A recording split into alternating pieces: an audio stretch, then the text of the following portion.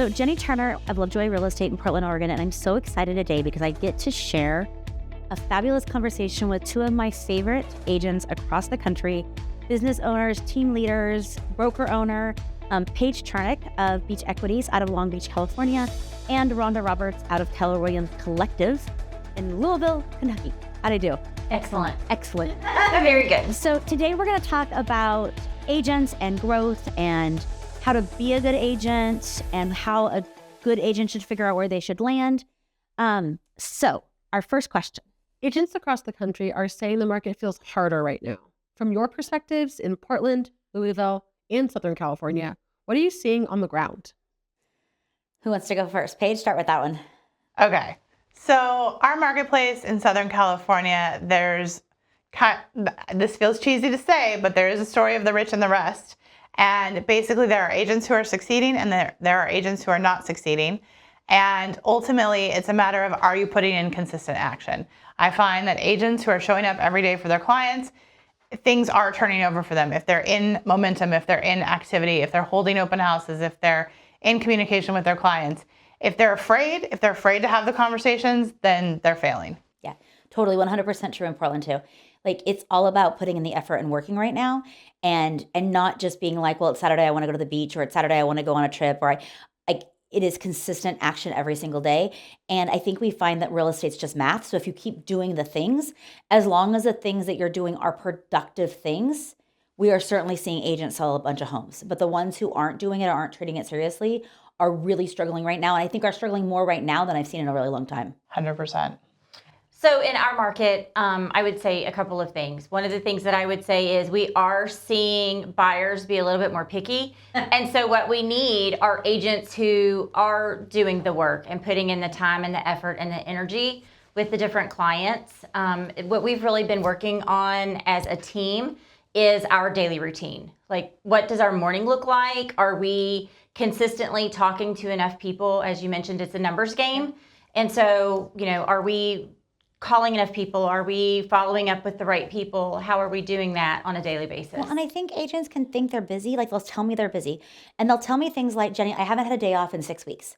And I'm like, first off, if you tell yourself that story in your head, you start to believe that story. You immediately become tired. Totally. Even if but actually I remember you went on that field trip with your kids' school last week on Tuesday. And but if you tell yourself the story, so one of the things I talk about with my agents is I define what I call a work day.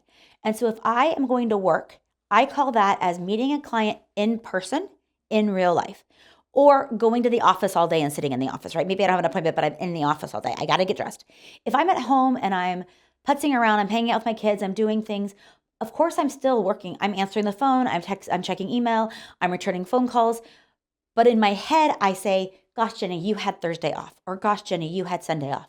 Because then we can reinvent that mindset.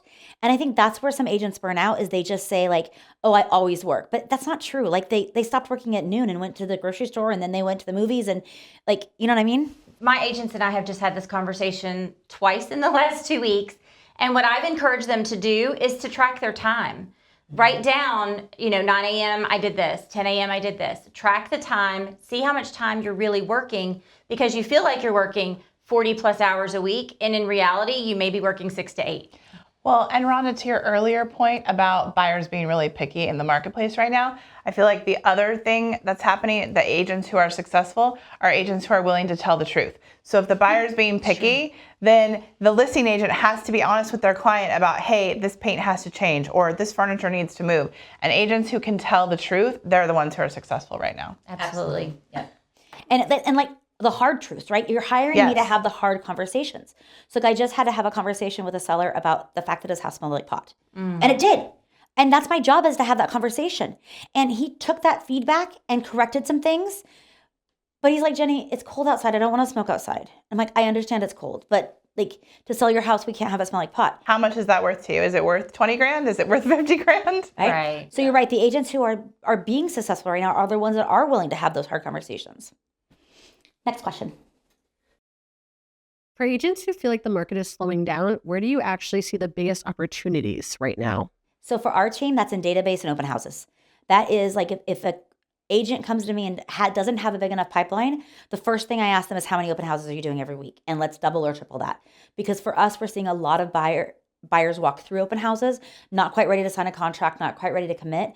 But that is low-hanging fruit for buyers. And I think a lot of us forget that's also really low-hanging fruit for sellers. Because if you're thinking about selling, you're going to that open house too. And on our team, it's not just like showing up at the open house like 2 minutes before 12 and like turning on the lights. It's like door knocking and circle prospecting and really dialing in and getting people to come to your open house.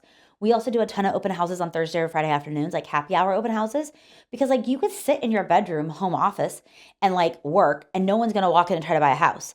But if you sit in a vacant listing and hold it open, you have a chance. Someone might come in. And you picked the two things that I was going to talk about. We have a significantly large database that my clients have the ability to go in, or my agents have the ability to go in and work through. And then I've been really encouraging open houses because in Louisville, it's the start of the spring market and you're getting a lot of good attendance at open houses. And as you mentioned, it's low hanging fruit. So those are the people that they're not maybe really hand raisers yet, but they're on their way up because nobody's going to take the time to go out and look at a house just to look at it. Generally, there's some thought of a possible move coming in. So, and we encourage all the things that you do. We have a checklist that they need to follow. It's not we're going to throw the sign up Sunday morning and hope somebody shows up. We have a process for open houses on our team. Yeah.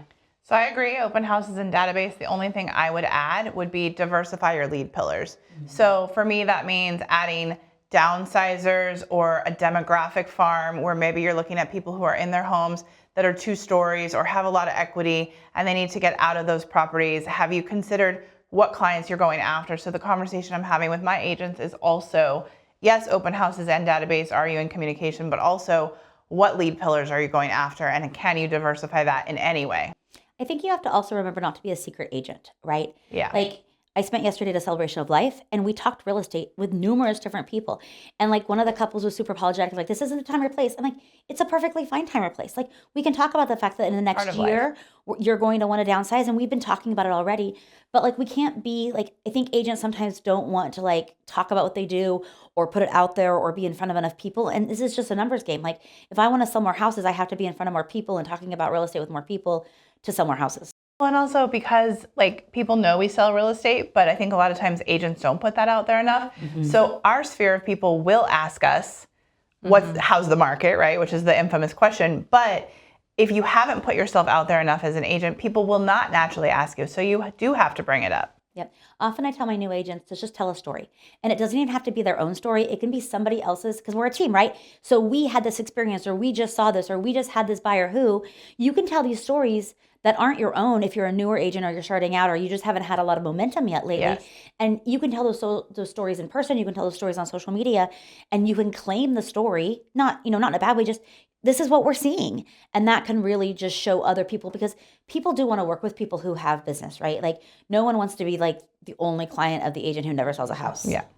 Well, and everybody's interested in the real estate industry. That's the thing with what we do and people knowing who we are and what we do.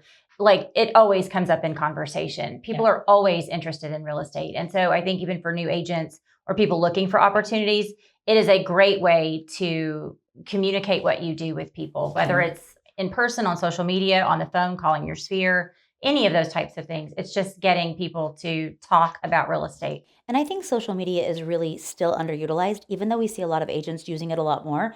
There is so much opportunity, and it's not just like Instagram and Facebook, but it's LinkedIn and it's all the other social media sites, but also being consistent in what you put out, and that just reminding people that you're an agent, right? Like I just went to a volleyball tournament and this client is a longtime client, worked with me a million times. He's not on social, his wife is, but he's not on social.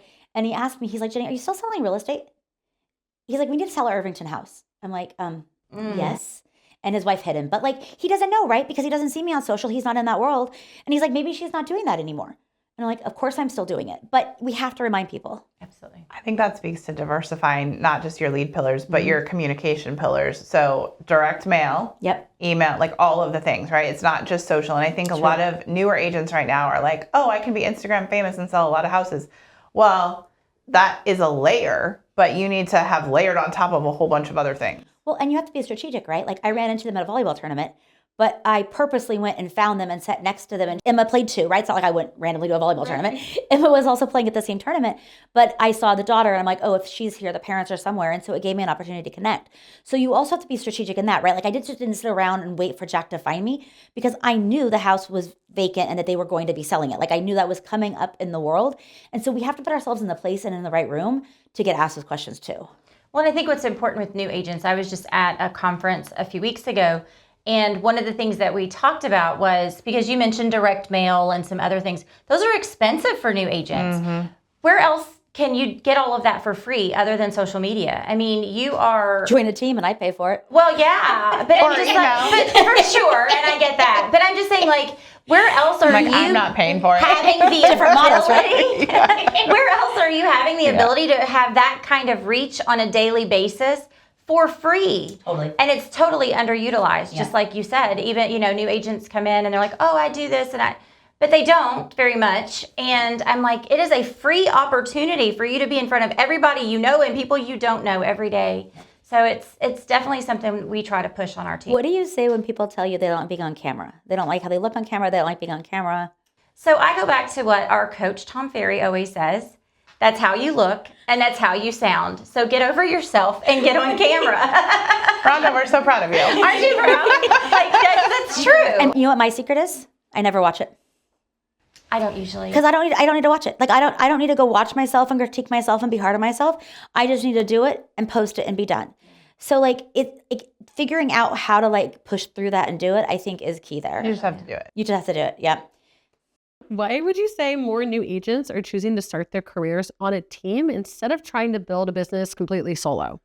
So this is really a question for Rhonda and I because Paige runs a solo brokerage model. So it's a little bit different. Rhonda should answer this. You should take it, and then I should wrap it up, is what should happen. Go for it. So why do agents join my team instead of being solo? So several reasons. So one of them is it's expensive to be in real estate. I started out as a solo agent almost 19 years ago.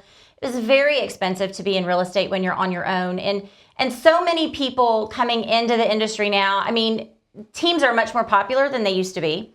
And so it is a way for quick mentorship, quick learning, quick helping with expenses, training. I think those are the things that people that come onto our team, leads. We have lead opportunities for our agents that they wouldn't have if they were on their own. And we also work with them to develop a business plan, lead pillars, all of those systems that really help them out. Our goal is for them to go out, get appointments, go on appointments and sell houses and let us take care of the rest. And I think it's kind of an easy go button for a new agent. And real estate's lonely. It is very That's lonely. why I started a team to start out with is I realized pretty fast that like being an agent, I was kind of in my own silo. And like, sure, my broker, I guess, cared if I sold a house, but didn't really care if I sold a house, right? And this was a long time ago, right? And it was a big brokerage company. But I felt lonely. I wanted to have people that I could collaborate with and share with and just like learn from. And so I was lucky early on that I had a really good real estate mentor. But like I look at these new agents coming in and like they'll tell me things like I want flexibility and freedom. And I'm like, if you join a team, you get accountability and responsibility, but you're also successful because if you do the things, you'll make the money. And so many agents get into the business and then don't make it that it's so sad. But I think that collaboration is super important. And then like, I want to still travel, right? I want to spend time with my family. I still want to do other things. So also having a team there to step in for each other. Like one of our team members just got back from being gone for a week and a half and the other team member covered for them. So it's like that part also helps, I think, on the team versus if you're a solo agent. And then if you actually have business, how do you leave? If you don't have business, I guess it doesn't matter, but then how do you pay to travel? So it is hard. And I get that all the time from people will call me and they'll say, can you show me this house at 123 Main Street or whatever. And I'll say, okay, are you working with an agent? Oh, we're there on vacation.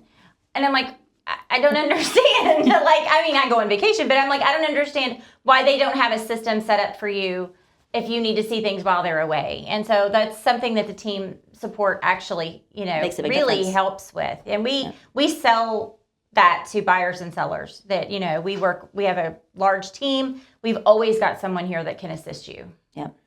Well, I think the point with that too, so like we're filming this in Portland. Rhonda and I are outside of our marketplaces.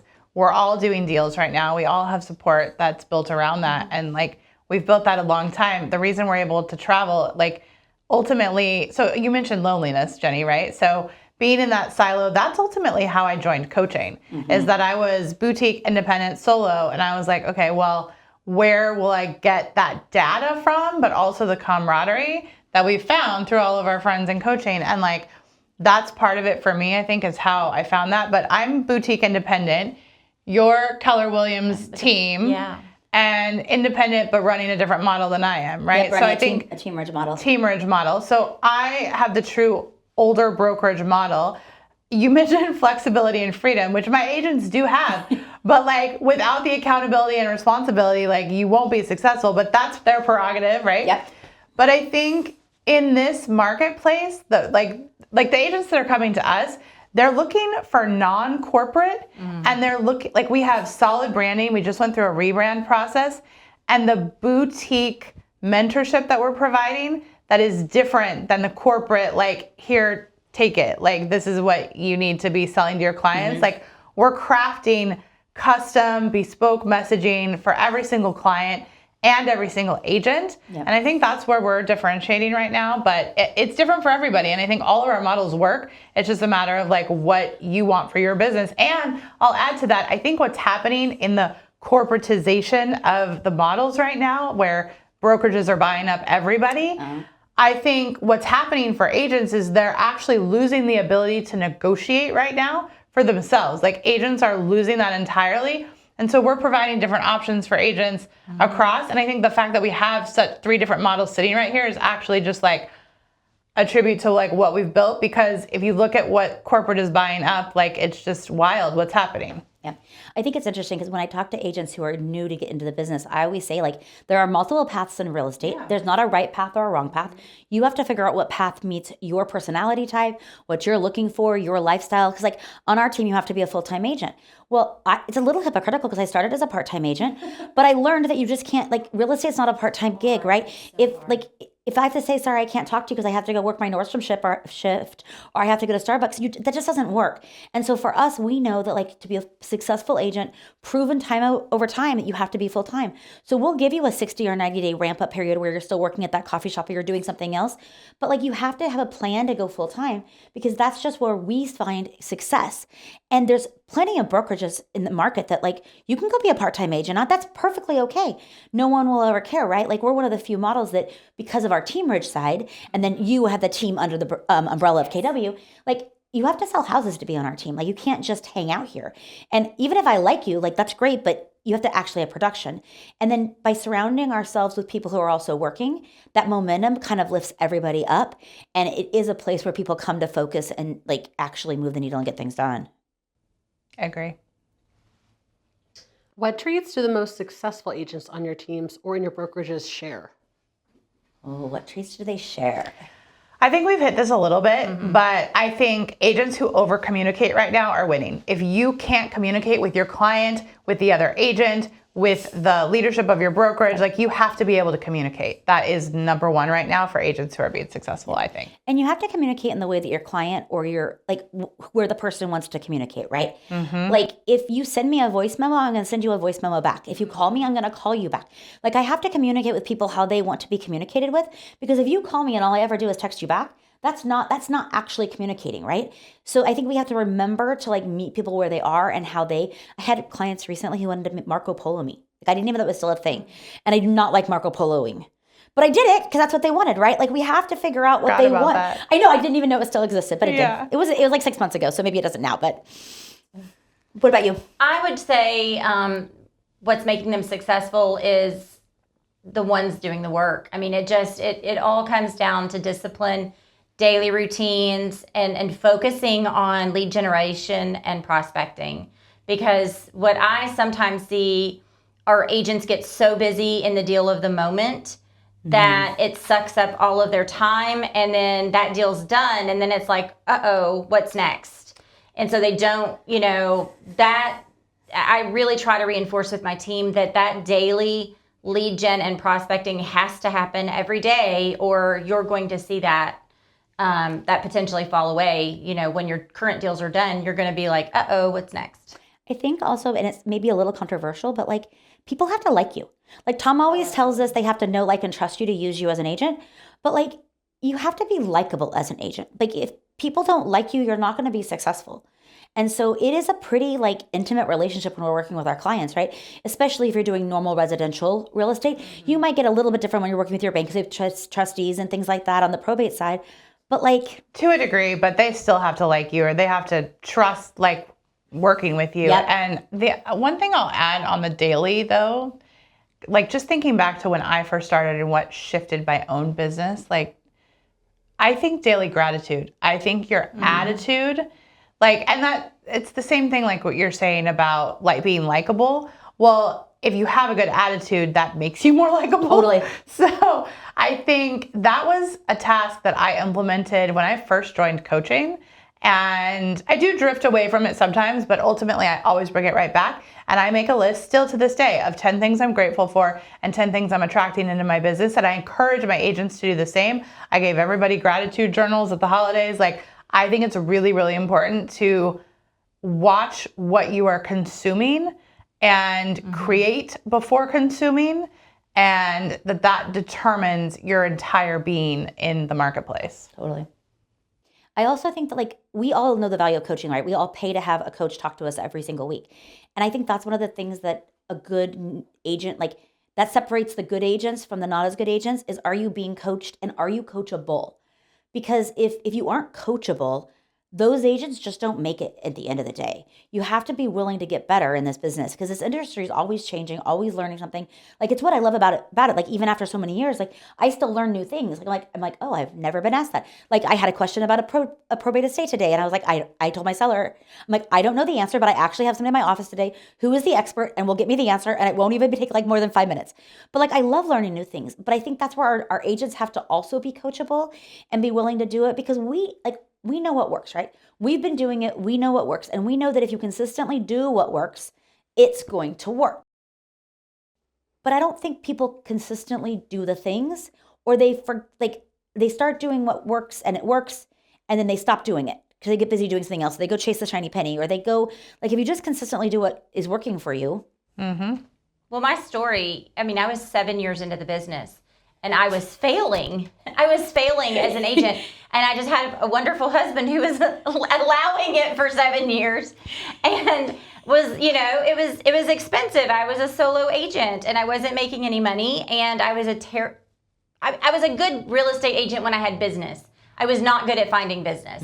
And so I turned it around because I got a coach. And that was when I said, I'm gonna be coachable. I'm going to treat it like a real job. I'm going to go to the office every day. I'm going to do my lead gen, my prospecting. I'm going to be accountable to this coach. Did you always like it? It never bothered me. You just needed the focus to do it. Once I turned it all over and turned it on, I was fine. Good question here. Also, you touched on it a little bit. What would you say to the agent who's been in business for a few years but hasn't hit their goals lately? I like that. That's a good one. I think for us, we're really focusing on that a little bit right now because, like, it's easy to not easy. That's not true. It's hard to even sell a few houses, but it's hard to go from like 3 or 4, maybe 5 a year to like 10 to 12 to 20 a year. And that jump is hard for people to make sometimes. Like I think you can get lucky sometimes with, you found one random client, or your cousin had to buy, or your sister's best friend's boyfriend just bought a house. But it's that consistency and having that consistency happen year after year, quarter after quarter. So that's really what we're focusing on. But it comes back to just consistency of actions in my world. Yeah, I agree. It comes back to, are you doing the work? What do you think, Paige? So I feel like agent attraction for our brokerage right now is actually attracting exactly that person. And honestly, I think some of that is because I've stepped up my own game in terms of like what we're putting out in terms of video content. 1,000%. And so I think agents are seeing what I'm doing and they're like, well, shit, I want to do that too. And so I think that's I'm not saying I'm doing anything amazing, but you're like, being consistent. Exactly. We have worked really hard to step that up. And it's not really that the business is increasing, it's that the visibility is increasing. And so I think for agents who aren't hitting those goals, that's exactly what they need to be doing, is creating that content. Whether they have the deals to support it or not, anybody can create content around homes. Totally. And that is actually what will continue to drive the business in addition to all the other traditional standard things of like being in communication with your clients. But I think for agents who are already in it and they're failing, they need to create new systems and new routines. So sometimes don't reinvent the wheel, right? Go back to the old systems, but like make them churn consistently again. I mean, I'll have agents who are really successful at open houses. They got a lot of business from open houses. We track and measure all those things, right? We know exactly where their business comes from. And then when I sit down and do a quarterly review or a weekly review with them, I'm like, they aren't doing open houses again. And they're like, well, I'm not that busy right now. I don't really know why. And I'm like, well, how do you not know why? Like you stopped doing those open houses. Yeah. And you were so good at them and you were good at following up from them and that was working for you. But I think that's also where we have to really be careful and not put ego in the game. Because sometimes we think like, well, now I've been in the business 2 or 3 years, 3 or 4 years. I'm going to stop working with buyers and I'm going to work with more sellers. Or I can take my foot off the gas. And stop doing as many open houses. Or I can stop doing those things because the business will just naturally come. And I mean, and I'm very blessed, and I'm sure you guys are too, because we've been doing it for a long time, that there is some just the business will come, right? They've worked with you before. They're going to call you again. But I think agents don't realize that the reason the business continues to come to us is because we do quarterly pop-bys. We do weekly newsletters. We do monthly postcards. We do social media. We do all the things. It's not like we're not doing anything and our phone rings. It's that we're doing the things to remind the people that then when they're ready, the phone rings. Agree. Yeah, for sure. As industry leaders, how do you think about mentoring agents instead of just managing them? That's a nice delineation. I like that question. We can't want their success more than they want their success. And that frustrates me sometimes because sometimes I have an agent that I know could just be such a fabulous, amazing agent. But if they don't want to put the work in, if they don't want to do the things, they have to want it too. So for us, it's weekly accountability. Like we meet with everybody every single week. And then I meet with them quarterly. So our sales manager meets with them weekly and I meet with them quarterly. And then of course, doors open, they can meet with us anytime they want also, right? But it's that like, what are your goals this week? What are you focused on this week? Did you do what you said you were going to do last week? And then are you doing the right activities? Like, are you out there doing the things that actually are going to move the needle and get you clients? Or, because sometimes things like demographic farming is great, but that's not going to get you business tomorrow. No. Demographic farming is a long game. Yeah. So if you need to pay your April mortgage, then we need to do something like... You need right now business, and that's probably coming from an open house. Yep. Mm-hmm. And so I think that's the difference between our agents are 1099. I can't make them show up. I can't make them do an open house. I can't make them come to a training. I can't make them be better. But for us, if we see agents not taking advantage of those opportunities and not doing the things, we're just not the right fit for them, because I want agents who want to learn and get better and do the things and do more. But we also coach with our agents to where they want to be. So like they each set their own goals. So like we don't have like you have to sell 24 houses to be here or 18 or 4. Like we have you have to be a full-time agent, so you can't also work at Starbucks. Yeah. And we're going to coach you to your goals. So like one agent on my team has 14 units as a goal, and one has 35. So we hold them accountable different, right? I expect a different level of workload from each of them. We do too. But they get to pick their goals. This is maybe where the brokerage model is a little bit different, right? Because I view mentoring versus managing. I'm really not managing the agents. They are running their own businesses and should be managing their own businesses. And that shouldn't actually come from me. I only want to be mentoring them in their business, but that includes both the granular, like, hey, I need a deal this month or I'm going to be late on my mortgage, the example you gave, like that can include something that granular, but it might also be big picture. Like I had an agent that wanted to get engaged and his goal was like saving for the ring. And I was like, okay, well, let's reverse engineer. What's that dollar amount? How many deals? All of those things. So I like the mentoring side significantly. And I think when I have to step into managing, then there's definitely a problem, because that means there's a problem with the deal, or that's deal doctoring. And that's never like our highest and best use. I think that why is really important, right? We haven't talked about that, but that's another thing that makes a good agent. Like, does the agent have a good why? Like when I have to get up on a Saturday morning and go show houses, I remind myself what my why is, right? Like currently it's my kid wants to go to an expensive college and I need to pay for it. But like, what are those whys? And so like having those whys, and like maybe it's you want to support a family member, maybe it's, whatever that thing is, but reminding yourself and having a purpose around that. Yeah.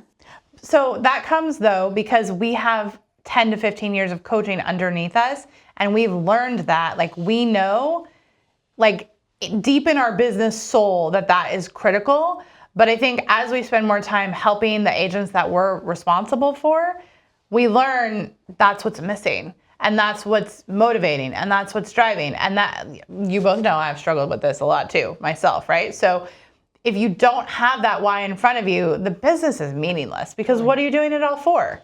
And as a team leader, like part of my why as a team leader is I love watching that preschool teacher who's making $35,000, $40,000 a year, who's an amazing educator and loves people, go from making $35,000 to $40,000 as a preschool teacher to making $120,000, $125,000, whatever, maybe more, right? Like as an agent, still teaching, just to your point, still educating. Like I also educate, right? Like I thought I wanted to be a teacher until I found out that you don't make any money being a teacher, and I had to like in Oregon have a master's degree, and that was stupid.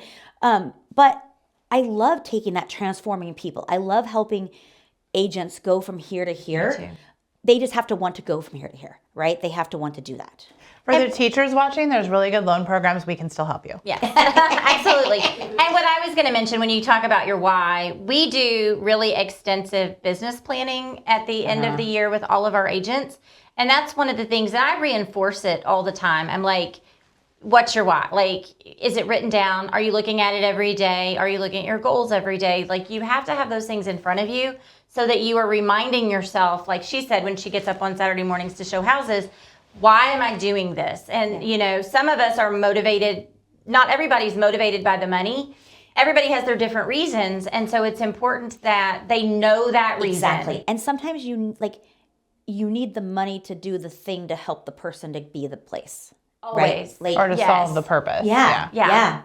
Like it all goes together. Yeah. If an agent watching this video is looking to make a change or find a mentor, what should they be looking for? So I think like real estate doesn't fit, like one box doesn't fit everybody. It's not one size fits all. It's very much customizable. And so I think like for me, the reason that I was success as an early agent is I had a mentor. He was an agent. We did not work together technically. He was just in my office. He kind of took me under his wing and he taught me how to be a great agent while still being a good human. And so that really helped me really set the stage for my real estate career. And I think when I interview a new agent looking to join the brokerage, it is a two-way interview. Like we have to think they're going to be a good match here, but they have to think they're going to be a good match here too. Like it's not a just like, oh yeah, you can come, or oh yeah, you know, you can't come. And sometimes I tell people, I don't think you would be a good match here. Like what you're saying you want to do doesn't align with how we work and what we are looking for, but it has to be both sides. So I think they have to really be invested too. Chandler on my team is my favorite story about this because he applied for a job and it was like a salaried ISA job and I loved him. And he didn't take the job and I had said, maybe you should consider being an agent for us. And he ended up going and working for somebody else as an assistant. And then like 6 or 8 months later, he could tell you exactly, but he applied again for a different salary job. And Chandler's kind of a unique name, right? And so I'm like, I think that's the same guy. And I went back and it was. And I called him and I'm like, what are you doing? And he's like, yeah, it didn't work out and I just don't know and I'm not sure. And I'm like, come back in, come to a team meeting, come to some trainings, come see how we actually work and see if you think it would be a good match and if I think it would be a good match. And fast forward 3 years, he's an amazing agent. He does a great job. Like it's such a great match. But I think it's that pairing is really important. Like not every agent should work on your team. Not every agent should work in your brokerage. It's finding the right thing for them and the right thing for you. And then if we can do that, we go so much farther together. Like that, so much farther together. So the direction I was going to go with that is in alignment, which is a little bit what you talked about. Like you do have to be in alignment, but I think I would spin it a little bit. It does have to be the right fit, but I think that pairing is even more so. It's not just personality. It's like life stage. So like if you're a mom of young kids and you see a top producer that you're like, I want to be like that person, right? But that person, their kids are in their 30s and they're just working around the clock because they're not like taking care of young kids. That's not a fit because the amount of hours that agent is putting in is going to be different than the amount of hours you want to put in. And that's going to be a different life balance entirely. So that alignment of your career goal is a mismatch. And that's similar, I think, to what you're saying, but in a little bit different way. Yeah. But I think what an agent should be looking for is also an alignment of values. Important. And I think that is true both in terms of business and personal. Yeah. I think that business is personal. In real estate, right? it's the same. And so you have to have an alignment of like life and core values. And then I think on top of that, if you are, I do bring it back to personality style. So like if you look at a DISC profile, which we all like, not everyone may know what that is, but it's a personality style of how you run your business and your life and everything. So I'm high I on that DISC profile, meaning that I'm a people person and I'm at my best in front of people. And put me in front of the client all day long, and please don't give me the paperwork because I'll lose it. And that's why I have an assistant. Like, please don't give me the paperwork. Which is ironic because I started in escrow actually with the paperwork, but we changed, we evolved. Anyway, I digress. So if you are wanting to model me, but you don't want to talk to people, like that is not going to be a match. Yeah. Because the way I've set up my business is around networking and around relational networking. We do a lot of our training through shadowing, and I always tell them to shadow different agents because you're going to see how different people talk to different people, and you might, like what I say and how I say it might really align with who you are, but it might not. It might be if you go shadow Melissa on my team, who like she's a really high I, right? Like I'm not a very high I at all, but Melissa is, and so if you go shadow Melissa and you're a high I, you're going to actually learn more and get more out of her. I say the same thing over and over to clients all the time. Now, I say it natural and organic, and I've said it so many times that it's not like I'm reading a script, right? And it's very customized for what the situation is. But if I meet a new buyer, I gave the same script, right? If I'm meeting a new seller, this is my same script. But we have to figure out what our scripts are that are authentic, so then it sounds good, right? But it is, I think that totally is true. And we say here that you don't have to like everybody you work with, but you have to trust and respect them. Yeah. And like we do the right thing for the client no matter what, every single time without question. And so if that's not your value, this isn't the right match, right? Mm-hmm. Well, and one thing, what you said is a lot of what we look at on our team and in terms of mentoring training. You know, we have a 30, 60, 90 when people come in and have expectations of this is what you will learn and do over the first, 90 days of your real estate career or your 90 days with us.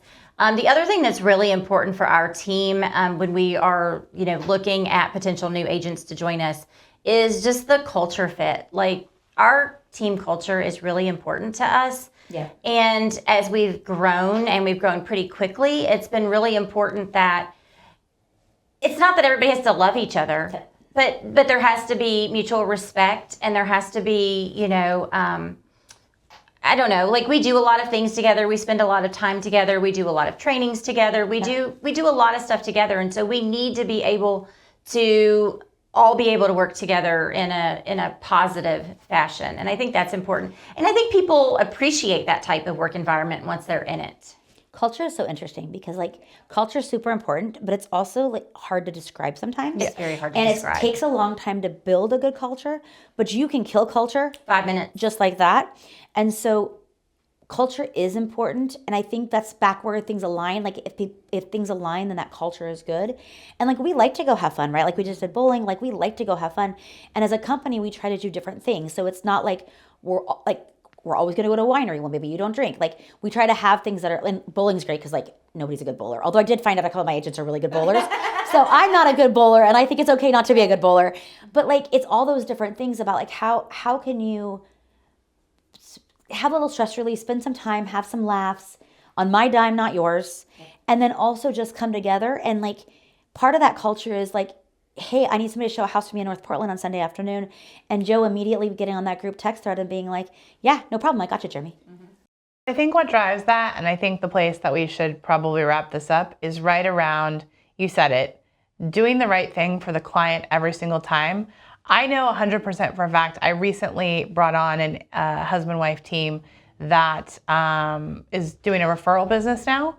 And they straight up told me, they were like, your reputation as having the fiduciary duty to the client at the forefront of your business is in large part why we're attracted to you as a boutique broker. And you're smiling because you know who I'm talking about. And I just had the same experience in a slightly different way. Our reputations really matter. Yes. And when you come on to our team, our brokerage or whatever, part of what you're getting, good or bad, is my reputation. And And I'm loaning it to you, so I better trust you. Absolutely. And we all know people in our market that we hope we never ever have to work with. And we can never share that because of all sorts of NAR things. But like, we know that. And I know that if I do a good job out there and I put myself out there and my agents do a good job and they close, people will want to accept our offers. People will want to work with us. Buyers agents will show my listings. I will get my offers accepted because they'll want to work with me and they'll want to go through and do it. And so you're right. That is exactly right. We are loaning our reputation to the people in our company and our team and our world. And that's important, right? Mm-hmm. Very. Okay, ladies, thank you so much for sharing with me today. Thank you, thank you, thank you. Thank you so much for joining this conversation. It was so fun. Don't forget to subscribe, turn on notifications, and hit like so you don't miss our next conversation. As always, if you or someone you know are thinking about buying real estate in Portland, Louisville, or Long Beach, reach out. We'd love to talk.